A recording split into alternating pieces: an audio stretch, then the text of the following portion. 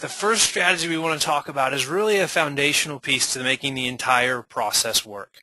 This might seem basic. If you've been in marketing for years, this is old news to you, but it's so important we want to make sure we hit it. And that's to make sure that your blog is a part of your website. Strategy 1, make sure your blog is a part of your website. Sometimes I say that and people give me a blank stare, so I put this question in there. How do you know?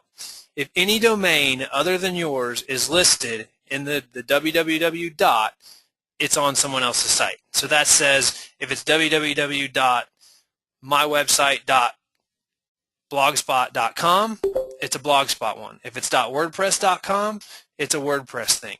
So if there's any other domain besides yours listed there, you're actually helping someone else by all your content efforts, by all your blogging efforts. So if that's the second bullet point there, if it's separate, all your content creation actually goes to help someone else's domain name and give their domain name authority with Google. So make sure it's a part of your site and make sure that it's a cohesive look and feel to the rest of your website.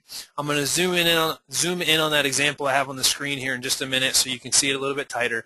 But it needs to feel like a part of your website. Think about this. If someone enters your blog and that's the first thing they see on your website, they should have a good experience because they're coming into your site there. That's their entry point. For years, web designers have been designing the homepage as the entry point to a website. And it is. The majority of people coming to your site come through the homepage.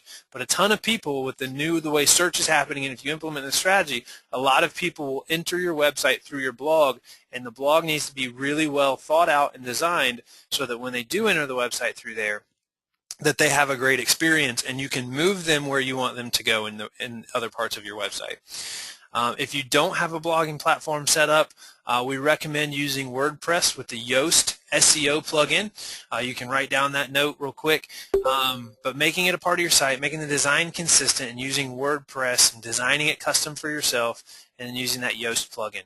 One of the other things, and we'll zoom in here on this as I talk about this, is to use a great sidebar with different calls to action. So you might see, if you follow us on Facebook or if you read our blog, we reference CTA. And you might be saying, what's a CTA? Well, a CTA is a call to action, and that's really saying, okay, what action do I want somebody on my website to take, and how do I put a call to action in place for them to do that? So on the right side of this page here, which is an example of one of our customers, you'll see these calls to action. There's specific things we want someone to do.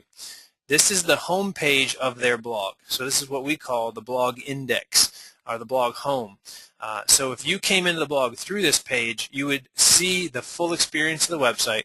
You would see these calls to action in the sidebar. And if you went to any of these individual blog posts listed here, you'd have that same experience. And that's the importance of designing those things together. So it's really good information there. Make sure you have those designed and pulled together so there's consistency across that.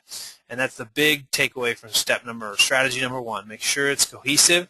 Make sure that your blog is a part of your website. Have those good calls to action in place on your sidebar.